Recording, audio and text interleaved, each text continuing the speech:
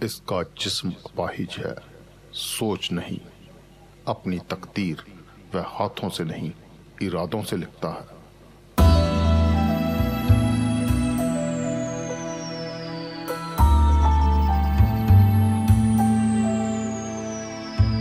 ये है सूरज, सूरज सिंह मलिक। उम्र 14 साल, हरियाणा के छोटे से शहर अंबाला का रहने वाला। हाथ नहीं तो क्या, खेल कूद में सूरज किसी से कम नहीं। फुटबॉल के मैदान में तो सूरज का कोई मुकाबला नहीं।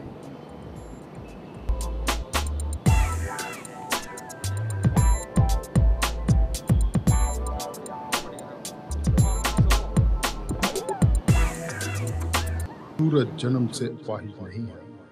उसके पिता वीरेंद्र सिंह मलिक आर्मी में हवलदार थे।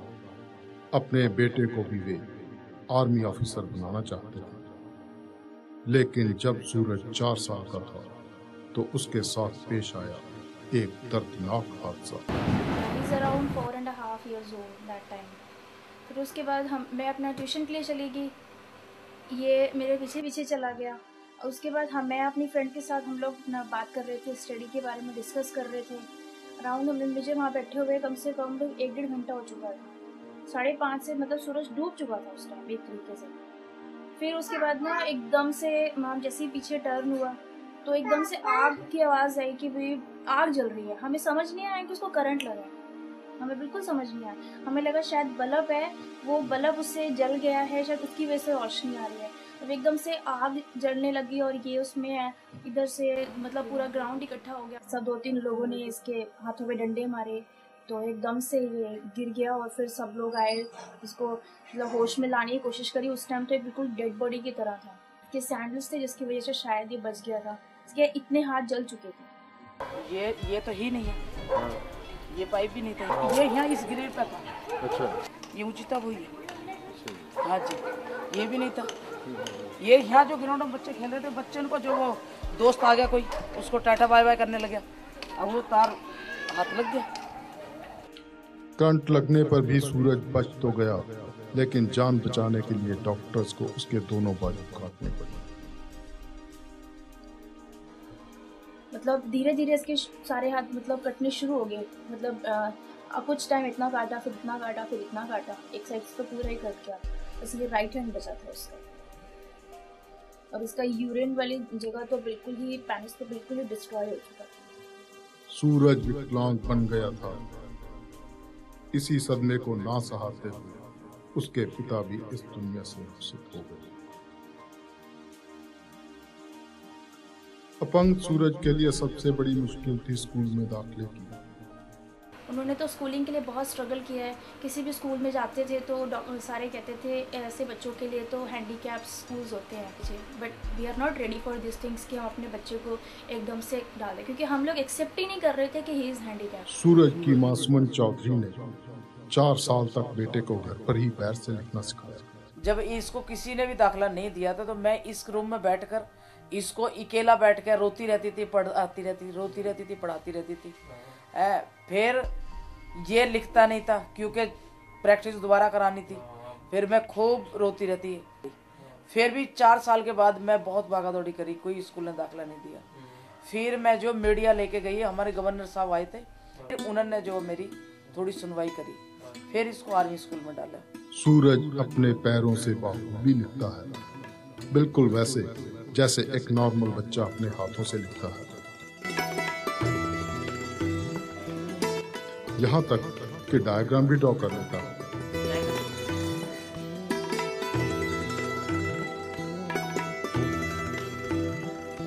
हाथों के सूरज प्रकार व स्केल का इस्तेमाल कितनी आसानी से कर लेता है, यह देखकर ताज्जुब होता है।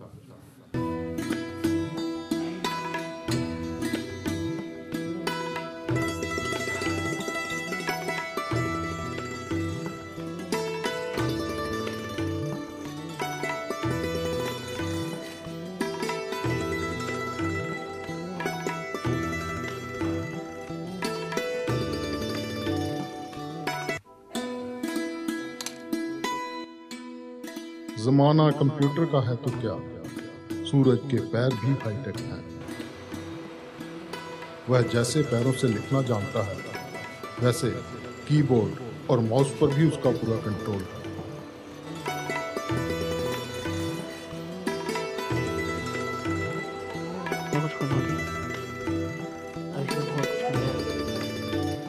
टाइपिंग के अलावा सूरज लैपटॉप पर पेंटिंग भी कर लेता है। फोटो ना, मैं उसकी भी कलर कर सकता हूँ।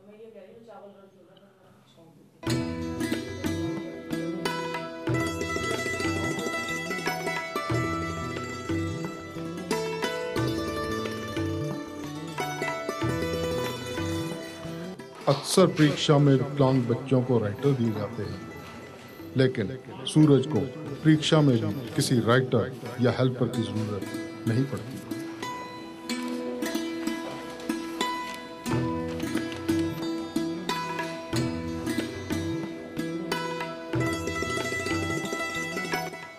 सूरज के कारण हमारे बाकी बच्चों को भी बहुत एनकरेजमेंट मिलती है कि एक बच्चा जो है हैंडीकैप होने के बावजूद भी उसके अंदर कितनी उमंग है आगे हर काम करने की। वो किसी बात में भी अपने आप को मतलब अंडर प्रिविलेज नहीं मानता है। वो समझता है कि मैं भी बाकी बच्चों की तरह ही सारे गेम्स में, लिखने में, पेंटिंग्स में, हर चीज़ में वो अपने आप को बिल्कुल एक बेचारापन शो नहीं करता है।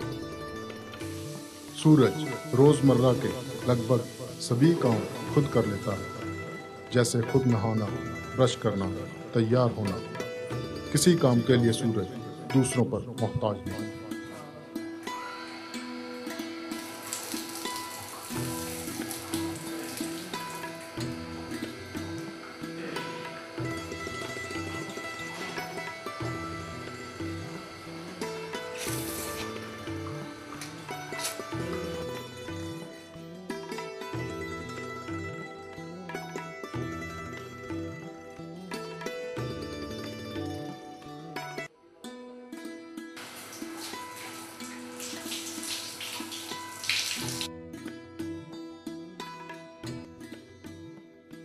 खाना खाने के लिए भी सूरज हाथों की जगह अपने पैरों का इस्तेमाल करता है।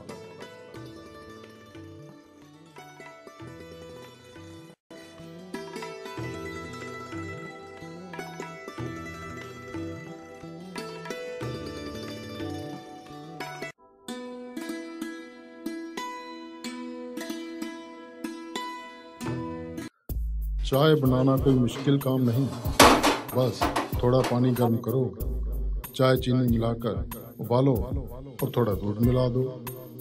लेकिन जरा सोचिए, अगर ये सारे काम आपको अपने दोनों हाथ बांध कर करने हैं तो।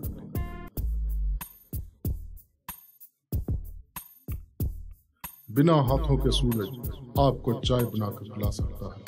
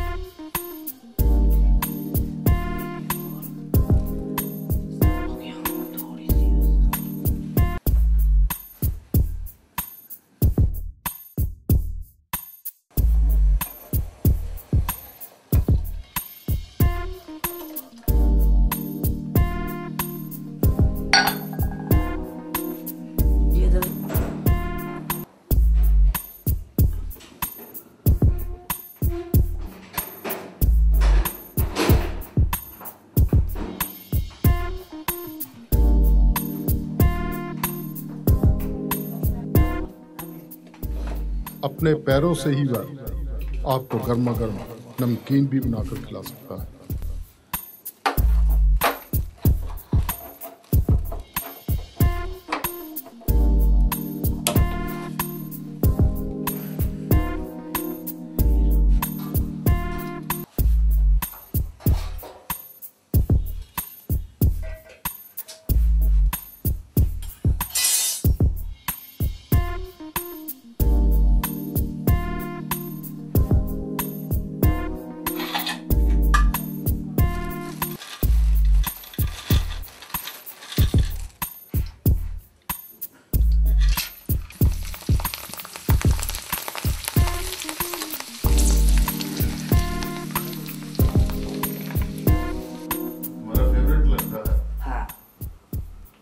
जब भी कुछ अच्छा खाने का मन करे तो मैं खा लेता हूँ बना के। क्या क्या बना लेते हो? चाय बना लेता हूँ, नूडल्स बना लेता हूँ और ये नमकीन तलने वाली। म्यूजिक और वीडियो गेम्स का खास शौक है सूरज को। वीडियो गेम में नॉर्मल बच्चों के हाथों का मुकाबला सूरज अपने पैरों से करता है, लेकिन स्पीड और नियंत्रण में कोई कमी नहीं।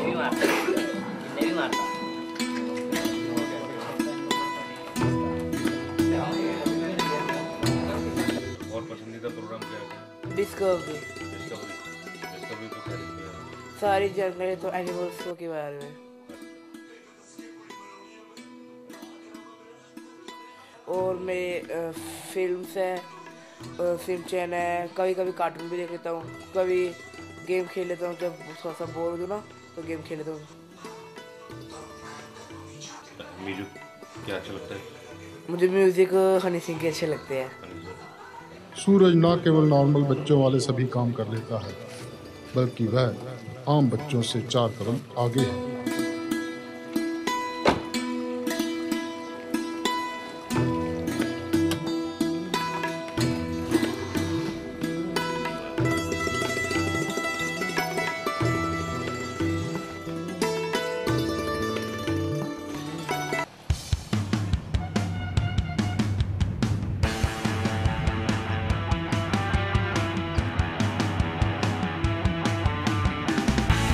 गाड़ी चलाने में तो मास्टर है सूरज। फिर चाहे खुला मैदान हो या हाईवे, बिना हाथों के सूरज स्टीयरिंग भी संभालता है और गियर भी। उसके साथ गाड़ी में बैठकर हमें लगा कि हम किसी मजे हुए ड्राइवर के साथ बैठे हैं।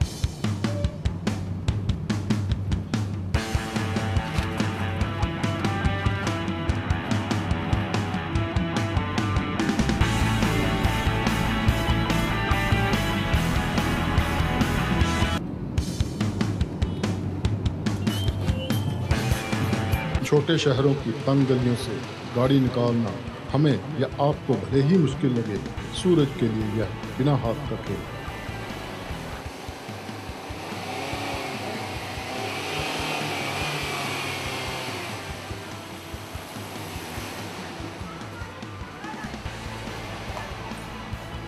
सूरज के ख्वाब भी बड़े बड़े हैं। कई नामी हस्तियों से उसे पुरस्कार मिल चुके हैं। मैं अपनी मम्मी का सपना करना चाहता हूँ कि बड़े होकर मैं जज बनूं वरना IAS बनूं। यकीनन ही सूरज के हौसले ने विकलांगता को मात दी है, लेकिन ऐसा नहीं कि हादसे से कुछ भी ना बदला हो। आज मैं ऐसा हो गया हूँ तो अपना गुस्सा वो किसी और चीज़ पे जाहिर नहीं कर सकता। छोटी छोटी बातों पे कोशिश करता है कि मैं अपना गुस्सा निकाल सकूँ। हर बंदा अपना गुस्सा कहीं ना कहीं निकालता है। वो अपनी वो चीज़, वो चिढ़ कहीं निकालने की कोशिश करता है। अगर मैं आई हूँ तो वो दूर से हाय बोलता है कि मतलब मैं अपनी दीदी को गले नहीं लगा सकता। ये तो बड़ा एक जो चीज़ मिल गई है वो तो है। स्ट्रगल तो वो कर रहा है आखिर अपनी लाइफ में, सबसे ज़्यादा स्ट्रगल वो ही कर रहा है। एक तो हम दोनों बाजू ते हੱਥ है नहीं काम करन ਨੂੰ ਜਿਹਦੇ ਨਾਲ ਬੱਚਾ ਲਿਖ ਸਕੇ ਪੜ੍ਹ ਸਕੇ। ਜਿਹੜੀ ਜ਼ਿੰਦਗੀ ਦੀ ਰੋਜ਼ਮਰਾ ਦੀ ਐਕਟੀਵਿਟੀ ਹੈ ਉਹ ਬਿਨਾਂ ਬਾਜੂਆਂ ਤੋਂ ਕੁਝ ਨਹੀਂ ਹੋ ਸਕਦੀ। ਦੂਸਰਾ ਇਹ ਹੈ ਵੀ ਪਿਸ਼ਾਬ ਦੀ ਤਕਲੀਫ ਹੈ, ਵੀ ਪਿਸ਼ਾਬ ਦਾ ਰਸਤਾ ਤੰਗ ਹੈਗਾ, ਉਹ ਸਲਾਈ ਮਾਰ ਕੇ ਥੋੜਾ ਜਿਹਾ ਚੌੜਾ ਕੀਤਾ ਜਾਂਦਾ ਔਰ ਬਾਰ-ਬਾਰ ਫਿਰ ਉਹ ਸੁੱਕੜ ਜਾਂਦਾ ਆਪਣੇ ਆਪ। ਇੱਕ ਤਾਂ ਉਹਦਾ ਮੇਜਰ ਆਪਰੇਸ਼ਨ ਹੋਏਗਾ ਪਿਸ਼ਾਬ ਵਾਲੇ ਰਸਤੇ ਦਾ। ਫਿਰ ਦੋਨੇ ਇਹ ਆਰਟੀਫੀਸ਼ੀਅਲ ਹੱਥ ਤੇ ਬਾਜੂਆਂ ਲੱਗਣੀਆਂ ਚਾਹੀਦੀਆਂ, ਜਿਹੜੀਆਂ ਦੋਨੋਂ ਆਪਣੇ ਇੰਡੀਆ ਦੇ ਵਿੱਚ ਅਵੇਲੇਬਲ ਹੈਗੀਆਂ। ਆਰਟੀਫੀਸ਼ੀਅਲ ਲਿੰਬਸ ਕਹਿ ਲਓ, ਆਰਟੀਫੀਸ਼ੀਅਲ ਹੈਂਡ ਕਹਿ ਲਓ, ਉਹ ਤਾਂ ਜਸਟ ਕਾਸਮੈਟਿਕ ਪਰਪਸ ਲਈ ਹੈ ਵੀ ਦੇਖਣ 'ਚ ਅੱਛੀਆਂ ਲੱਗਣ, ਕਿਉਂਕਿ ਉਹ ਕੰਮ ਤਾਂ ਕਰਦੀਆਂ ਨਹੀਂ ਹੈਗੀਆਂ। ਅੱਛਾ, ਉਹਦੇ ਨਾਲ ਕੋਈ ਲਾਈਫ ਦੇ ਵਿੱਚ ਬੱਚੇ ਦੇ ਕੋਈ ਜ਼ਿਆਦਾ ਸੁਧਾਰ ਆਉਣ ਵਾਲਾ ਹੈ ਨਹੀਂ। ਅਤੇ ਜਿਹੜੀਆਂ ਆਰਟੀਫੀਸ਼ੀਅਲ ਲਿੰਬਸ ਹੈਂਡਸ ਜੋ ਵਰਕਿੰਗ ਹੈਗੀਆਂ, ਇਲੈਕਟ੍ਰੋਨਿਕ ਬੇਸ ਹੈਗੀਆਂ, ਉਹ ਅਜੇ ਇੰਡੀਆ 'ਚ ਅਵੇਲੇਬਲ ਨਹੀਂ ਹੈਗੀਆਂ ਔਰ ਬਹੁਤ ਹੀ ਜ਼ਿਆਦਾ ਉਸਦੀ ਕਾਸਟ ਹੈਗੀ ਹੈ। ਉਹ ਤਾਂ USA, ਇੰਗਲੈਂਡ ਵਗੈਰਾ, ਜਰਮਨ ਵਗੈਰਾ 'ਚ ਲੱਗਣਗੀਆਂ ਤੇ ਉਹਦੀ ਕਮ ਸੇ ਕਮ 20-20, 25-25 लाख एक साइड दी कॉस्ट है। यानी सूरज को पूरी तरह ठीक होने के लिए चाहिए लाखों रुपए। कई बार फिर दोबारा बदलनी पैंदी है, कोई रिपेयर। सूरज की मासूमन चौधरी ने हादसे के लिए बिजली निगम को कसूरवार मानते हुए मुआवजे हेतु अदालत में 20 लाख रुपए का दावा किया। हमने इनका केस जो था वो सिविल कोर्ट में डाला था जी, 20 कोर्ट अम्बाला में जी, और 20 लाख रुपए का मुआवजा मांगा था हमने, जिसमें कोर्ट ने 5 लाख का क्लेम किया है, अवार्ड किया है। अदालत ने बिजली निगम की दलीलों को खारिज कर दिया। अदालत ने पाया कि अगर अवैध रूप से मकान बिजली की तारों के नीचे बनाए गए तो बिजली बोर्ड ने भी उन्हें हटवाने के लिए कुछ नहीं किया। लेकिन यहाँ इंसाफ के नाम पर मिलती है बस तारीख। 2 साल पहले केस जीतने के बाद भी सूरज को अभी तक कुछ नहीं मिला है। अब ये मेरे को जो है मतलब फोटो बनाए बैठे आते हैं चले जाते हैं, आते हैं चले जाते हैं, डेट देना केसेस में या कई बार ऐसा है कि कोर्ट ट्रांसफर हो जाती है, एविडेंस हमारी नहीं आती, कुछ हमारा फॉल्ट होता है, डेट लग जाती है। कई बार जज साहब छुट्टी पे होते हैं, वैसे रूटीन की बात है। कभी वकील नहीं तो कभी गवाह नहीं और कभी जज साहिब छुट्टी पर। अब मेरी बात सुनो, ये मुकदमा लड़ा मैंने, जीत भी गई, 2 साल हो गए, अभी तक मेरे को कुछ भी नहीं मिला, कुछ भी। कैसा हुआ है पेमेंट वो इसलिए नहीं कर रहे, कह रहे कि हमारे पास पैसा नहीं है। अच्छा, अब कोर्ट जो है उनके अकाउंट, बैंक अकाउंट या उनकी कोई मूवेबल प्रॉपर्टी जैसे उनके व्हीकल हैं, उसको अटैच करेगी फिर पेमेंट होगी। सुमन चौधरी पूरी तरह से बेटे को नॉर्मल देखना चाहती हैं। आर्मी अथॉरिटीज, जिला प्रशासन, प्राइम मिनिस्टर, उन्होंने सभी जगह मदद की गुहार लगाई, लेकिन अभी तक सवाए पत्रों और आश्वासनों के कुछ भी हासिल नहीं हुआ है। अब मेरी बात सुनो, ये 3 बिटियां हैं और ये बेटा है। जब सब कुछ तो उन्होंने छीन लिया, अब ये बेटा किस चीज से अपना गुजारा करेगा? कोर्ट में आज मैंने 9 साल हो गए केस लड़ते हुए, केस लड़ते लड़ते मैं पैरों में छाले पड़ गए, मैं रो रो ऐसा दिल करा कि जहर खा ले, पर फिर भी क्या करूं? ये बेटे की तरफ को देख के अपने आप को मार के जीऊं, अपने आप को मार के जीऊं। उसके बावजूद भी मेरे को जो कहीं से इंसाफ कहीं से भी नहीं मिला। 11,000 वोल्ट्स की जिस वायर ने सूरज को विकलांग बना दिया, वह आज भी वही है और ऐसे कई हादसों को न्योता दे रही है। बिजली बोर्ड, प्रशासन, कोर्ट तथा मीडिया के नोटिस में आने के बाद भी इसे हटाने के लिए कुछ नहीं किया गया है। तारों के नीचे रिहायशी इमारतों का निर्माण अवैध रूप से आज भी जारी है। लेकिन अगर हम देखें तो अभी भी जो तारे हैं वैसे ही हैं, वैसे ही हैं। तो क्या ये पब्लिक इंटरेस्ट का मामला नहीं है कि बोर्ड की नेग्लिजेंस है? अभी भी बोर्ड की नेग्लिजेंस तो है, लेकिन कोई इनिशिएटिव नहीं लेता, कोई प्रॉपर रिप्रेजेंटेशन नहीं देता। सूरज ने अपनी हिम्मत से खुद को इस काबिल बना लिया है कि उसे आप अपाहिज नहीं कह सकते।